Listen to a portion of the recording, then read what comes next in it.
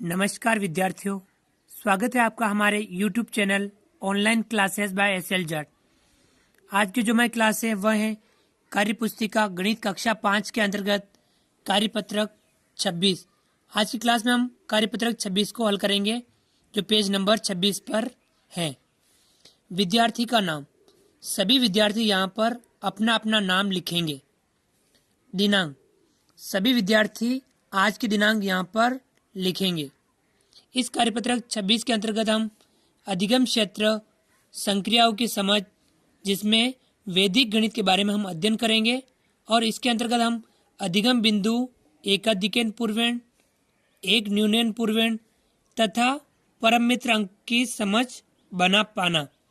आज क्लास में हम एकाधिकन पूर्वेण के बारे में समझेंगे, एक न्यूनन पूर्वेण के बारे में समझेंगे और परम मित्र अंक के बारे में समझेंगे। विद्यार्थियों, मैं आपको बताना चाहता हूं एकाधिकन पूर्वेण। अब पहले इसमें आप एकाधिकन समझिए।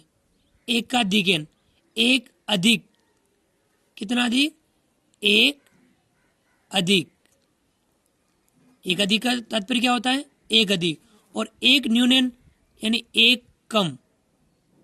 एक कम, एक अधिक, एक कम। एक अधिक यानी एक अधिक, एक न्यून मतलब एक कम।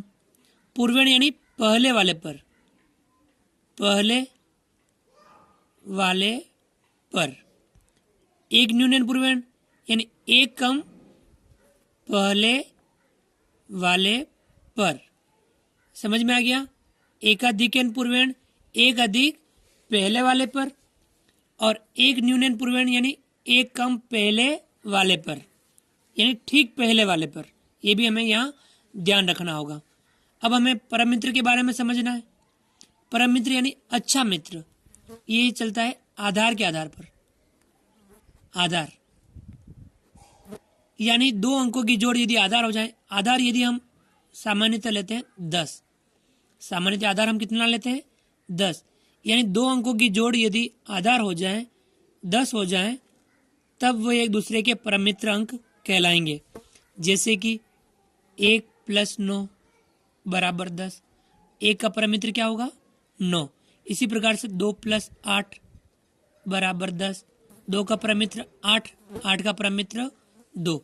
इस प्रकार से हम परम मित्र के बारे में भी इस क्लास में समझेंगे। चलिए विद्यार्थियों, शुरू करते हैं और आगे बढ़ते हैं और करते हैं अगला सवाल।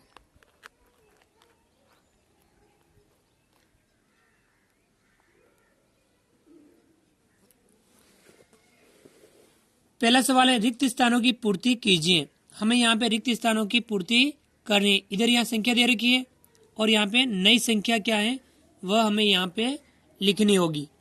चलिए देखते हैं। 457 में अंक 7 का एकाधिकन पूर्वेण। अब यहाँ सवालों को हमें ध्यान से पढ़ना और ध्यान से समझना होगा। 457 में अंक 7 का एकाधिकन पूर्वेण। अब अंक संख्या है 457। अब 457 में अंक 7 का यानी अंक 7 उसका एकाधिकन पूर्वेण करना है। यानी ठीक पहले वाला अंक है 5, उस पे आपको एकाधिक लगाना है। पूर्वेण हो गया 7 का पूर्वेण 5, और उस पर हमें एकाधिक यानी ऊपर एक बिंदी लगानी है। ये ऊपर वाली बिंदी एक अधिक होती है, ध्यान रखना। तो हमें यहाँ पे अब 5 का एक अधिक कितना हो जाएगा? 6 हो जाएगा। नई संख्या क्या बन गई? 467। देखो 5 का एक अधिक यानी यहाँ 6 हो गया, यहाँ 6 लिख दिया हमने। 467 नई संख्या बन गई। इसी प्रकार से हमें यहाँ पे भी हमें जैसे सवाल में दे रखा हो वैसा कार्य हमें करना है। जैसे कि 683 में अंक 8 का एकाधिकन पूर्वेण। सबसे पहले आप लिखिए संख्या 683। अब इसमें अंक 8 का एकाधिकन पूर्वेण। अंक 8 उसका पूर्वेण है 6, 6 पे हमें लगाना है एकाधिक। अंक 8 का एकाधिकन पूर्वेण, 8 का पूर्व 6, 6 पे हमें एकाधिक लगाना है। अब यहाँ हो गया 7, तो नई संख्या क्या बनेगी? 7, 8, 3 783। नई संख्या बनेगी 783। ये हमें ध्यान रखना है। चलिए अगला देखते हैं। 508 में अंक 8 का एकाधिकन पूर्वेण। हमें 508 लिखना है। ये 508 लिखा, अंक 8 का, अब 8 का पूर्वेण है 0, 0 पे हमें एकाधिक लगाना है। एकाधिकन पूर्वेण करना है अंक 8 का, 8 का पहले वाला 0, 0 पे हमें एकाधिक करना है। अब यहाँ 0 का एकाधिक कितना होगा? 1। नई संख्या क्या बनेगी? 5 1 8, 518। नई संख्या क्या बन गई? 518। इसी प्रकार से 306 में अंक 6 का एकाधिकन पूर्वेण। अब यहाँ हम 306 लिखेंगे। अंक 6 का एकाधिकन पूर्वेण, पहले वाले पे एकाधिक करना है, 0 का एकाधिक कर दिया। नई संख्या क्या बनेगी? 3 1 6, 316 बनेगी। अब 508 में अंक 5 का एकाधिकन पूर्वेण। हमने 508 लिखा, अंक 5 का एकाधिकन पूर्वेण। 5 से पहले क्या है? कुछ भी नहीं हो तब वहां शून्य लगाना है और हमें एकाधिक करना है। शून्य लगा के हम क्या करेंगे? एकाधिक करेंगे। 5 का पूर्वेण 0, 0 पे हम एकाधिक कर देंगे। नई संख्या क्या बन जाएगी? 1508, 1508। चलिए आगे देखते हैं। 936 में अंक 3 का एकाधिकन पूर्वेण। हम यहाँ लिखेंगे 936, अंक 3, 3 का पूर्वेण है 9, 9 पे हम एकाधिक लगा देंगे। 9 पे हम क्या कर देंगे? एकाधिक लगा देंगे। अब यहाँ 9 का एकाधिक कितना हो जाएगा? 10 हो जाएगा। अब हम यहाँ कितना लिखेंगे? 10 3 6। अब यहाँ कितना हो गया?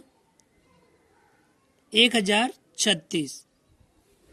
ये था आपके एकाधिकन पूर्वेण। अब हम समझेंगे एक न्यूनन पूर्वेण। संख्या दे रखी है 739 में अंक 9 का एक न्यूनन पूर्वेण। 739 लिखा, 9 का एक न्यूनन पूर्वेण। 9 का पहले 3, 3 के एक न्यूनन, नीचे बिंदी जब लगाते हैं एक कम करना है, यानी एक न्यून होगा। अब नई संख्या क्या बनेगी? 7 2 9, 3 से एक कम 2, 7 2 9 अर्थात 729 बनेगी। ये था आपके एक न्यूनन पूर्वेण। चलिए आगे देखते हैं। 207 में अंक 0 का एक न्यूनन पूर्वेण। हम यहाँ लिखेंगे 207 और अंक 0 का एक न्यूनन पूर्वेण। 0 का पूर्व वाला 2, 2 पे हम एक न्यून कर देंगे। 2 से एक कम कितना हो जाएगा? 1। नई संख्या बनेगी 107। नई संख्या क्या बनी? 107। चलिए आगे बढ़ते हैं और इसी प्रकार के और सवालों पर हम हल करते हैं। चलिए ये सवाल देखिए। 408 में 0 का एक न्यूनन पूर्वेण। संख्या पहले 408 लिखो। 0 का एक न्यूनन पूर्वेण, 0 का पूर्वेण है 4, 4 पे एक न्यून कर दो, नीचे एक बिंदी लगा दो।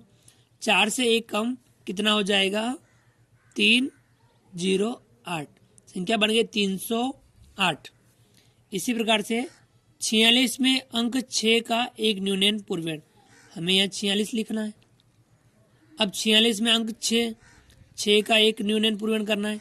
एक पूर्व यानी पहले वाला 4 है, 4 का एक न्यून करना है। ये 4 का एक न्यून, यानी यहाँ हो गया 3 और 6, संख्या बन गई 36। ये आगे बढ़ते हैं। 812 में अंक 1 का एक न्यूनन पूर्वेण। संख्या लिखेंगे हम 812। अंक 1 का पूर्व वाला है 8 और 8 का करना है हमें एक न्यूनन, एक कम करना है। नई संख्या बन जाएगी 7 1 और 2, 712 बन जाएगी। चलिए आगे बढ़ते हैं। 749 में अंक 9 का एक न्यूनन पूर्वेण।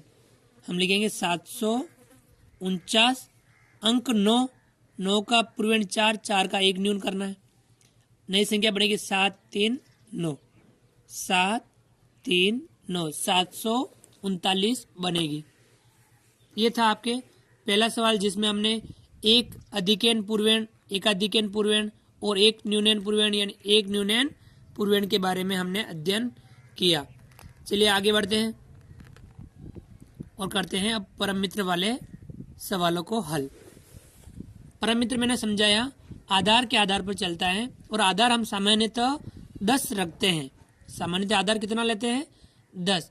10 के आधार पर हमें परम मित्र अंक ज्ञात करने हो तब हमें ध्यान रखना ऐसे 2 अंक जिनका योग आधार अर्थात 10 हो जाए वे अंक एक दूसरे के परम मित्र अंक कहलाते हैं।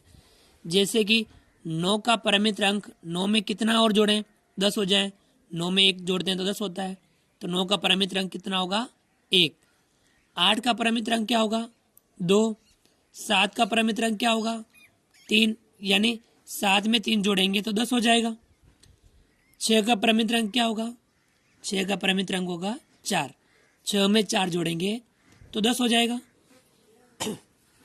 इसी प्रकार से 5 का परम मित्र अंक होगा 5।